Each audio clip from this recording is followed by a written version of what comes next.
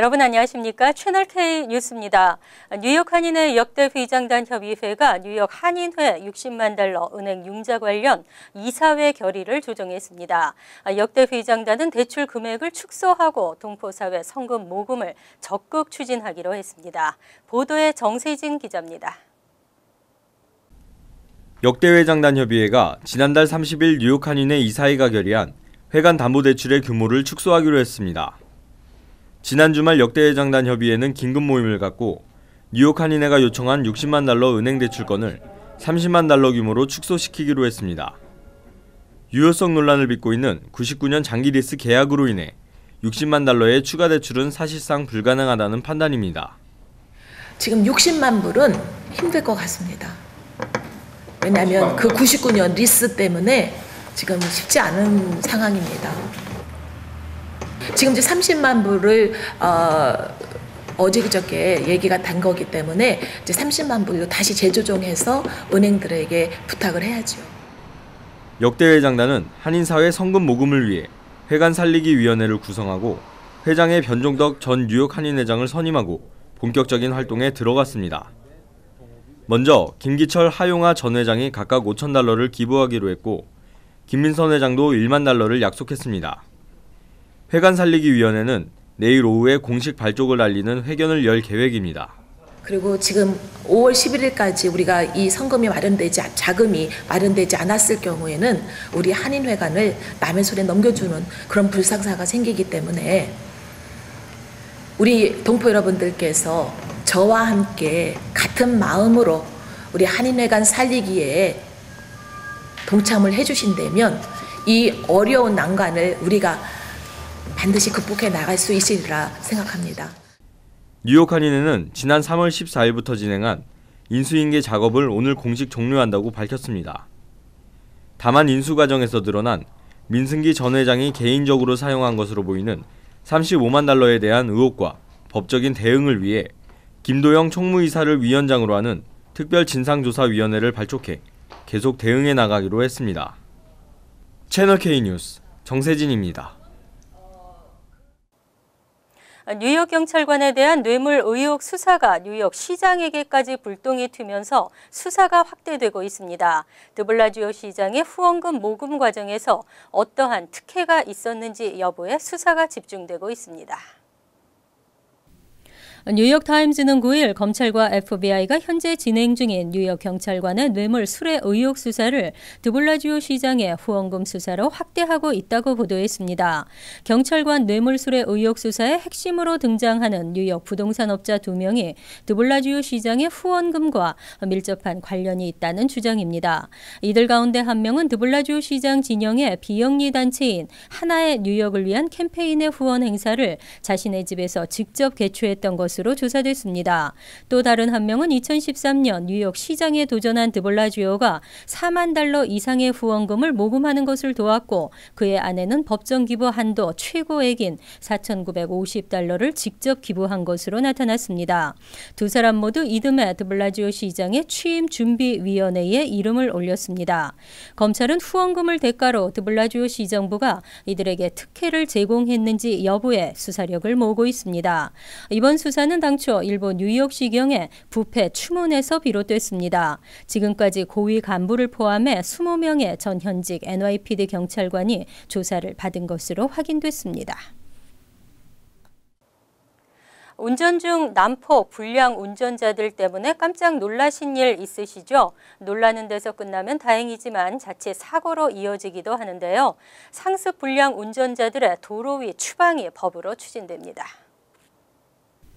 마이클 댄커 뉴욕주 하원 의원은 뉴욕주 내 도로에서 교통법규 위반 감시 카메라에 상습 적발된 차량을 대상으로 차량 등록을 정지시키는 법안을 발의할 예정입니다. 이 법안은 주내 속도 위반 및 신호 위반 감시 카메라에 동일 차량이 연간 5회 이상 적발될 경우 뉴욕주 차량국 등록을 최대 6개월까지 정지시키는 내용을 담고 있습니다.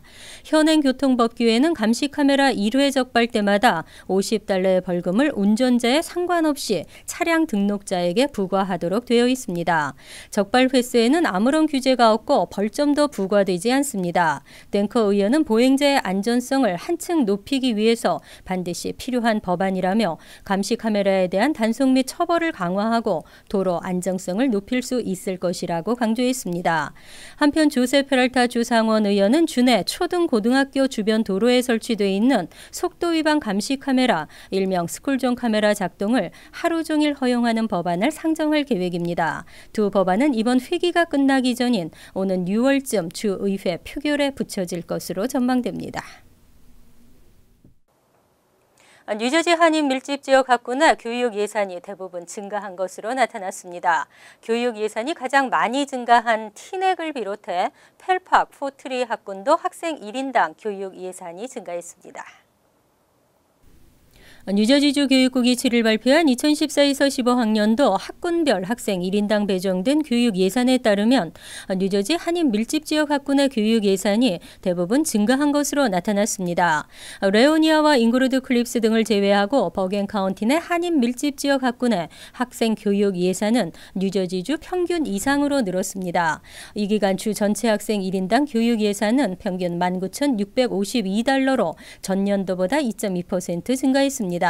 티넥 학군의 경우 2013에서 14학년도 학생당 교육 예산은 25,182달러였지만 다음에 27,246달러로 8.2%나 증가했습니다. 교육 예산 규모 역시 주 전체 학군에서 가장 높았습니다. 이 밖에 팰리세이스 학군은 학생당 16,481달러로 전년 대비 4.9% 인상됐고 포트리 학군은 17,988달러에서 18,495달러로 2.8% 늘었습니다. 리치필드와 테너플라이 학군은 각각 3.6%의 인상률을 보였습니다. 반면 레오니아 학군은 학생당 2393달러에서 19,323달러로 5.2% 감소했습니다. 해켄색 학군의 학생당 교육 예산 역시 전년 대비 1.9% 감소해 19,021달러로 조사됐습니다.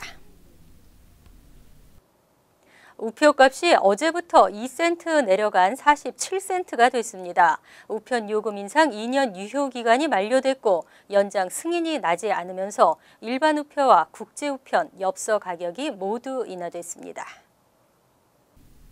연방우정국이 현재 49센트인 일반 우편 우표값을 47센트로 낮추는 등 일부 우편 요금을 내린다고 발표했습니다.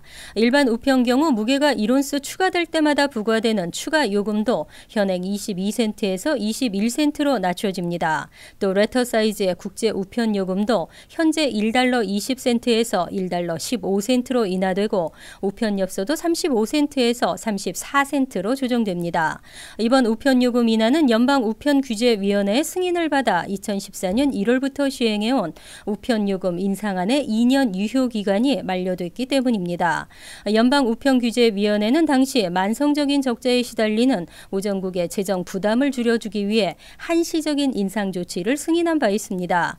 이와 관련해 우정국은 그동안 우표값을 다시 내릴 경우 적자가 가중될 것이라며 연방의회의 연방우편규제위원회의 인상안 유효 기간을 연장하거나 인상을 영구화해 줄 것을 요청해 왔지만 성공하지 못했습니다.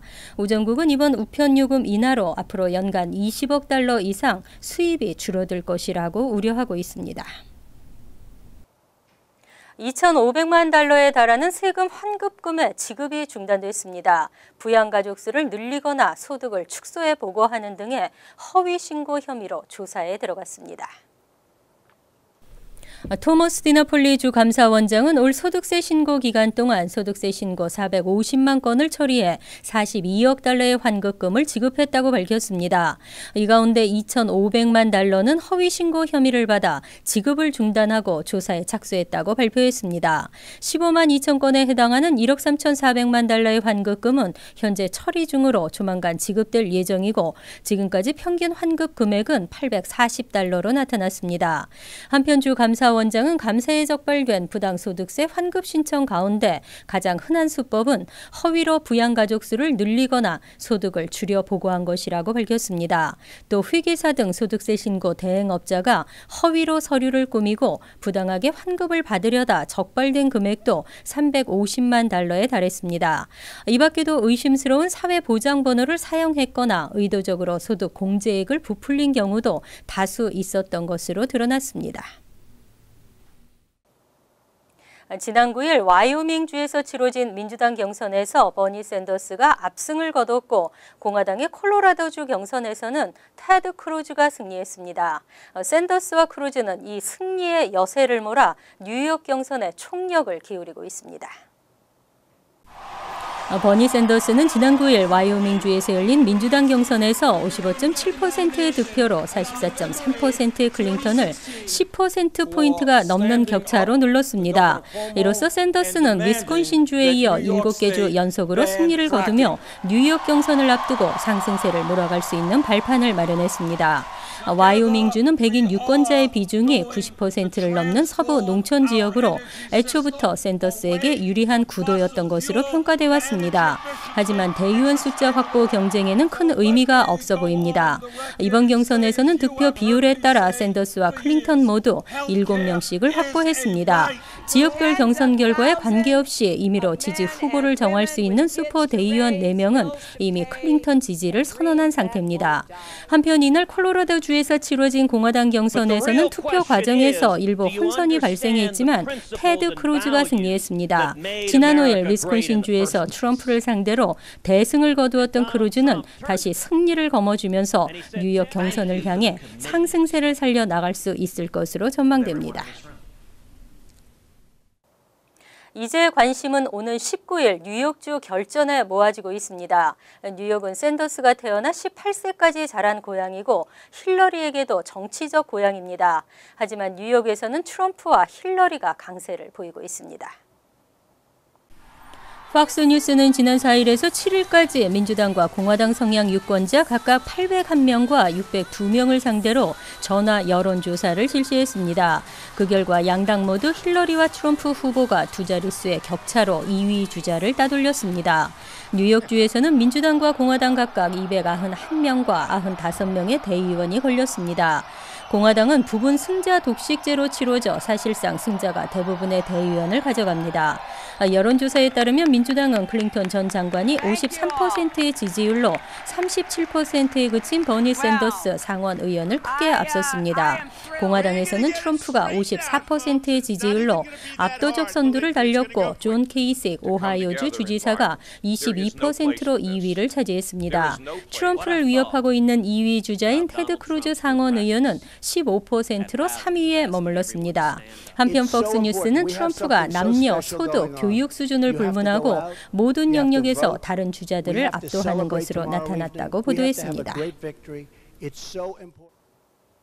이어서 LA 지역 한인사회 소식입니다. 암벽 등반이 금지된 돌산에 올라가서 영상통화로 프로포즈를 시도한 캘리포니아 남성이 경찰에 체포됐습니다. 프로포즈는 성공했지만 마약 복용 혐의에 이어 어마어마한 벌금까지 부과될 것으로 보입니다. 김정균 기자입니다. 헬기에 탄 응급구조요원이 절벽 위 남성을 구출하기 위해 내려갑니다. 줄에 매달려 한참을 내려간 구조요원이 남성을 로프에 묶은 뒤 함께 헬기로 돌아옵니다. 모로베이 소방국에 따르면 27살 마이클 뱅크스가 암벽 등반이 금지된 600피트 높이 돌산에 올라갔다 구조됐습니다. 뱅크스는 정상에서 여자친구에게 영상통화로 프로포즈를 시도한 뒤 내려오던 길이었고 유난히 가파른 지점인 90피트 높이에서 오도 가도 못한 채 구조된 겁니다. 특히 이 돌산은 모로베이의 랜드마크로 알려진 곳으로 최근에만 4명의 등반가가 떨어져 숨졌습니다. It's illegal to climb Morro Rock because it kills people. I acknowledge that at least I've been on 4 calls where 4 people have died on the rock. 정상에서의 목숨을 건 프로포즈에 여자친구는 예스로 답한 것으로 전해집니다. 하지만 이 남성이 메탐페타민 복용 혐의를 받고 있고 불법으로 등반한 혐의까지 더해지면서 구조 뒤 경찰서 유치장에 갇히는 신세가 됐습니다. 영화 같은 프로포즈를 꿈꿨던 뱅크스는 결국 범죄 혐의에 구조 헬기 사용료까지 더해 벌금만 $10,000가 넘을 것으로 예상됩니다. MBC 뉴스 김정균입니다. 월드리포트입니다. 동화에 나오는 라푼젤은 머리카락이 길기로 유명한데요. 만화 캐릭터를 흉내낸 한 여성, 머리카락이 목숨보다 소중합니다. 탑 안에 갇혀 18년을 지내온 라푼젤. 소녀는 수십 미터가 될 법한 머리를 공들여 빗고 방 안 곳곳을 뛰어다니며 머리카락을 늘어놓는 곳으로 소일합니다. 머리카락이 1층 바닥에서 2층까지 끝도 없이 이어집니다. 엄청난 머리카락의 주인공은 살아있는 라푼젤이라 불리는 애셔 만델라. A lot of people refer to me as the Black Rapunzel. They refer to me as a legend. They refer to me as the ninth wonder of the world.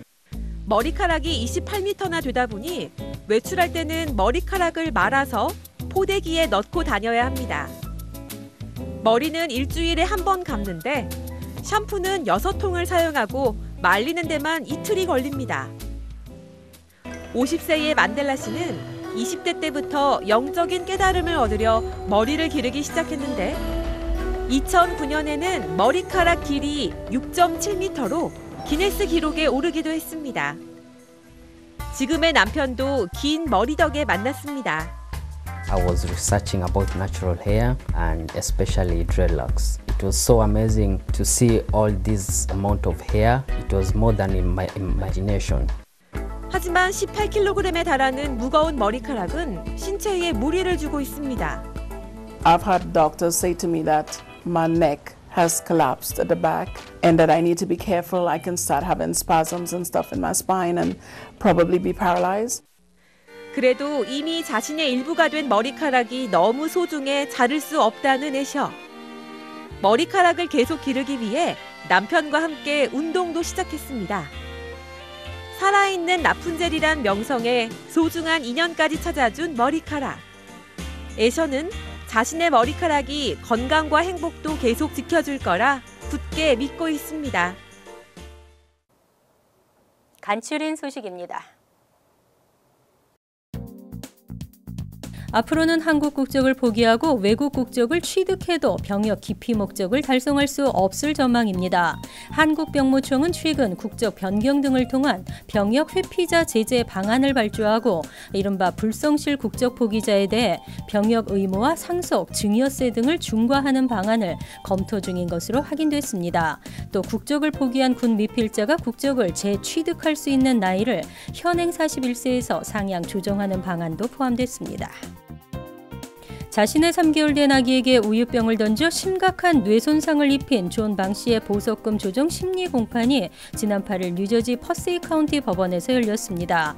아기는 의식을 잃은 후 병원으로 옮겨졌지만 치명적인 뇌손상으로 정상 생활이 어려울 것이라는 의료진의 판단입니다. 평생 휠체어를 타고 살아야 할 정도로 알려졌습니다. 방 씨의 보석금은 $200,000로 낮춰주었지만 혐의가 인정될 경우 징역 5년에서 10년형까지 처해질 수 있습니다. 뉴욕주 수도 백원에 대한 점검이 시급한 것으로 밝혀졌습니다. 연방환경보호청이 최근 발표한 자료에 따르면 학교 등 공공기관과 사립기관에 설치된 2,800곳의 수돗물을 채취해 납 오염 실태를 조사한 결과 82곳에서 납성분이 기준치 이상 검출됐습니다. 납성분이 없는 것으로 조사된 뉴욕주 식수원은 수돗물 공급 파이프의 부식 등으로 인해 수돗물에 납성분이 함유된 것으로 파악됐습니다. 뉴저지 고교 학생들의 비어폰 게임이 논란이 되고 있습니다. 게임은 유태인 대 나치로 편을 나누어 맥주를 마시는 것으로 논란은 뉴저지주 프린스턴의 한 고등학교의 학생이 자신의 블로그에 같은 반 친구들의 사진을 올리면서 시작됐습니다. 이 사진은 소셜미디어 스냅챗을 통해 6일 밤부터 전파됐고 게임의 명칭도 홀로코스트 퐁, 알콜로코스트 등으로 명기돼 대학살을 떠올릴 수 있습니다. 환율과 증권 소식입니다.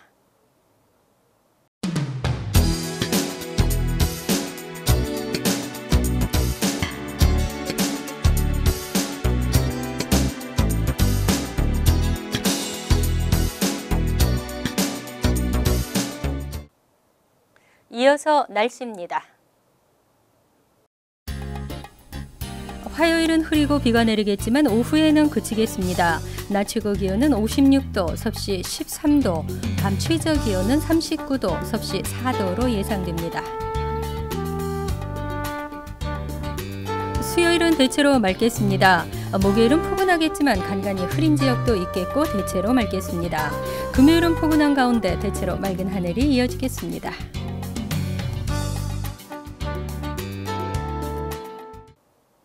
항상 여러분과 함께하는 채널 K 뉴스 여기서 마칩니다. 편안한 하루 되시기 바랍니다.